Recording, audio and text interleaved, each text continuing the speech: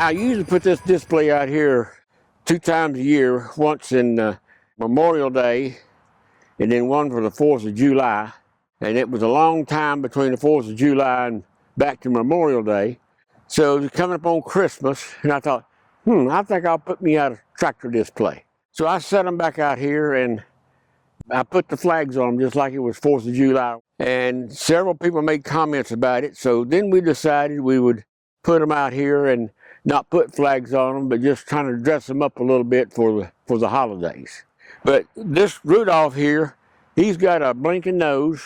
He leads the group, and his name is Deer, so I figured it pretty fitting that we have one John Deere in the clan.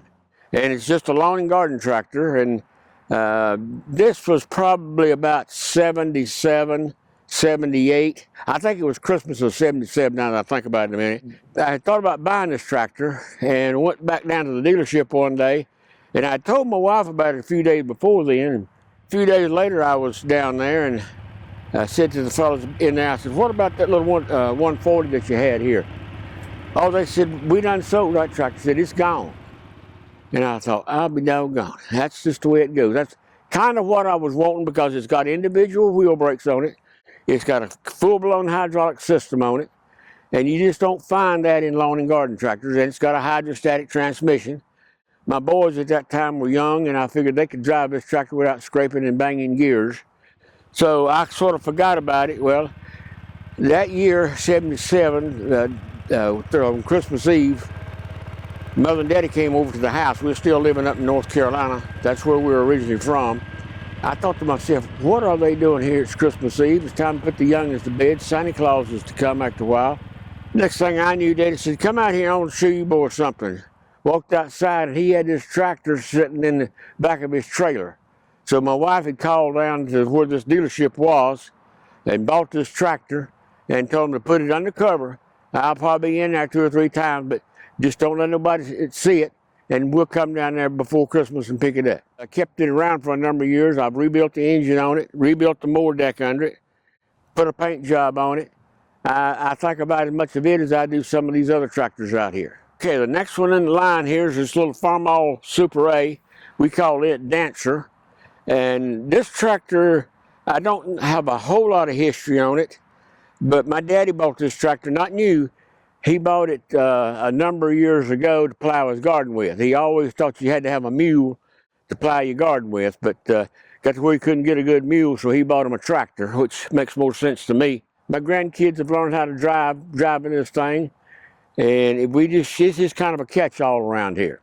This tractor is a 1950 model, and it didn't look quite like this when I got it, but it wasn't in all that bad a shape either. And it's basically is a cultivation tractor. You plow the garden, this kind of stuff with. But I sold the cultivators and the planters that was under it as just something else to rebuild and something else to keep up with. And we can't have a garden around here anyway because of the deer. Deer love your garden. So, and it's about an 18 horsepower tractor. So, but it gets the job done. A lot of people years ago made a living with these little tractors. Normally during the year, 11 months out of the year, it's known as rusty. You can ask people anywhere around Anderson there. Y'all know where this tractor is named Rusty, they can pretty much tell you where to come find it. But Christmas we call it Rusty Prancer. So we got to give it a name like all the rest of this bunch has got. My mother and daddy got married in the early 30s. And the first tractor they owned was a tractor just like this. And this model number is a W30. And it's made by McCormick Deering. Actually, Cormac Deering, they merged together and created the International Harvester Company. I had always kind of wanted one of these old tractors because that's what my folks started off with. And if you found one here in the South somewhere, they were so beat up and tore up, most of them weren't even able to repair. So I was looking in a magazine one day, and I saw this tractor for sale. It was in Bismarck, North Dakota.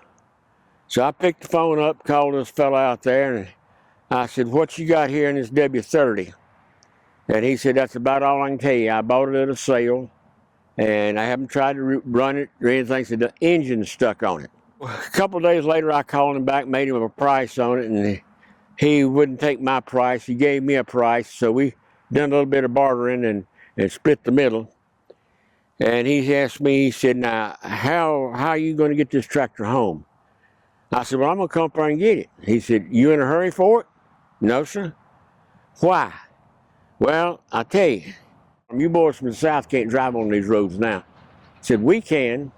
He said, let me just keep this tractor here, and I'll call you this spring when it's come time to come and get it. And I said, all right, sounds like a winner to me. About the first part of May, I got a phone call from him one day, and he said, okay, you can come on up here and get this tractor now. Well, got a fellow to load this thing and bring it down here to me, deliver it to my doorstep, a lot cheaper than I could have gone after it myself. The engine that was in it, I just about call it irreparable. It was, everything in it was cracked, split, busted, and so I took that engine out, and my wife came out in the shop one night, and she said, as good as scrap iron is now, so if you take that thing to the junkyard, you can probably get some of your money back. Well, that just put a lick into me. I said, no, this tractor ain't going to the junkyard. We're going to fix this tractor up. So I got to look around. I figured out what kind of an engine that I could make work in it and not have to rebuild one. Luckily, I found a pretty good engine, took that old one out, dropped it down in there, and a little bit of blacksmith work and a little bit of ingenuity. I never cranked this tractor. I didn't attempt to run it. One day we had lunch on a Saturday. I told my wife, she says, what are you going to do this afternoon? And I said, the first part of this afternoon, when I get through eating lunch, I'm going out to the shed and I'm going to crank that tractor up and drive it out. I said, now be careful. I'm not sure whether it's going to come out in one piece or 100 pieces. So she said, okay, I won't bother you. Well, I went out there and kicked some stuff out of the way and made room for it to roll out. Got up on it, cranked right up, believe it or not. And I thought, this is surprising. I looked around and she's standing in the back door of the garage. She had some ideas in her own mind that me and Rusty here wasn't going to make it. So I put it in low gear, drove it out of there, put it in second gear, put it in third gear, drove it all around this field out here, took it up there, backed it in, and she came out and she said, sounded to me like it ran pretty good. And I said, yep, no problem. I said, we got just a few little things we got to do to tweak it, but for an engine that's 11 years newer than this tractor is, I said, it's running pretty good. Time went along, and she asked me one day, she said, you going to paint that tractor? And I said, oh yeah, I'm going to paint it gray and with red wheels just like it was that came from the factory. I wouldn't do that if I was you. Why?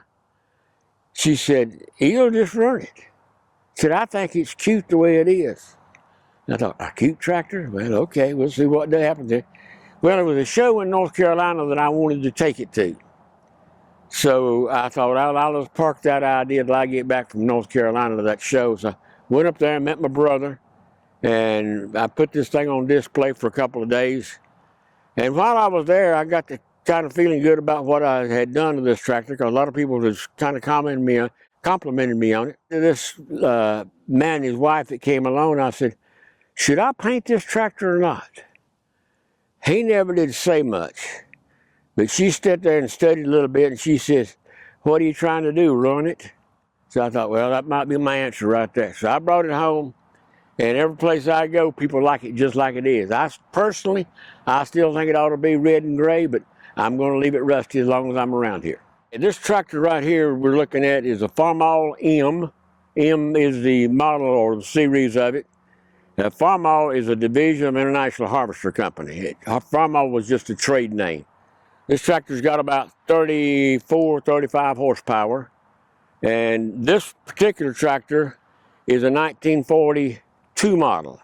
We didn't buy this tractor new. Bought this tractor when it was 7 years old. And I was with my daddy the day he bought it, and I remember the dealer he bought it from told him, said, Alton, said, this is a 41 model, and said, it's never done any field work to speak of. Said, it's most of its life's been pulling a sawmill. So, and he said, now that the war's over with and we can get some stuff, he came and brought this tractor up here and traded it to me for just a power unit. And he got a diesel power unit, a couple of sizes bigger than this one. So this tractor then went to our farm in North Carolina, and it had stayed there up until about 7 or 8 years ago when my parents all passed away. We brought it down here. This was pretty much a big tractor in its day. If you had a farm all in, buddy, you had something. It's called Comet. Comet, I guess, is what's going to drift through the skies and keep us going. But we brought this tractor down here, took it down, didn't rebuild the engine. The engine, for what we do with it, was in good enough condition. We cleaned up a lot of barbed wire and baling wire and made things back like it should have been. After 42 years on the farm, they take some licks and some beatings. But the ironic thing about this tractor, we thought it was a 41 all these years. When I got it down here and we tore it down, and I got to finding some numbers, and I got a system I can trace them back. This tractor was actually built in sometime in February of 42. Once the tractor was built and it came off the assembly line, that's when it was shipped to Lincoln, North Carolina. But I was born May of 42. So this tractor and I got a lot in common. I was there when it was tagged to go to the Carpenter farm, and it's been around me ever since then. I learned to drive a big tractor on this one. We put the tractors out here after displaying them for 4th of July and Memorial Day. We put them out here for Christmas. And that first year, we just had some decorations on them, some wreaths and some lights and this kind of stuff. And I got to thinking, really, we ought to hook those tractors to a sleigh. And the next thing that went through my mind was, where are you going to find a sleigh in South Carolina? Well, I got to thinking and doing a little bit of figuring and measuring, and my real inspiration was a lawn chair that we had out on the patio, and this was kind of the shape of the arms. And I was sitting there one day looking at that shape, and I thought, that looks like it ought to be incorporated into a sleigh some way, somehow. So, unbeknownst to my wife, I snuck one of those chairs in the shop, took my saw and cut it down, got these parts off of it, carried it to a machine shop, got him to roll this metal like it is, brought it back, started stacking my sleigh together, and it's a hodgepodge of a number of things. The runner down on the bottom, ceiling joists out of a commercial building. So I bought 2 of those. They're about 7 feet long a piece, brought them in, welded them together, and then I took a piece of plywood, a 4x8 plywood, and put on that, and I just sort of started stacking it up on there, and I run out of ideas as to how it needed to be engineered. I just walk off and leave it for a few days, and finally this is what I came up with. The seat in it, when I got to where I needed a seat, we had this lawn couch out here, top out of a tree fell out one day and bent one side of it up, and I had really planned on taking it to the trash and just throwing it away, and I got to look at that thing and I said, I believe I can take my hacksaw and saw this thing in half and mount 2 good seats. Now, how well is that going to fit inside of this sleigh? Put the ruler on it and it was perfect. So I just cut it off, bolted the legs back on it. So that's what Santa sits in while he's going through the countryside. Then my granddaughter got married 2 years ago, this coming Christmas, and she wanted to know if she could use the sleigh in one of these tractors to take her away from her wedding venue. Yep, not a problem.